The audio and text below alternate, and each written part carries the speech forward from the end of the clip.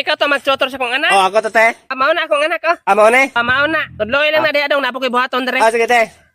Halidong. Sa mangkol. Tudluan ti kag mga subject ha. Aron ikaw pinaka-bright sa iyong eskwelahan. Aron mahimo kang Balik bayan. Dili balik bayan. Bali Victorian. Aw. Dako kong trabaho nun ba. Sige, mag-una tagmat. Sige. Oh, sige. Naay 5 ka apple si Jose. Gikwaan og tulo. Pili na bilin. Gunting. Di ba ni gunting? Oh, Peace.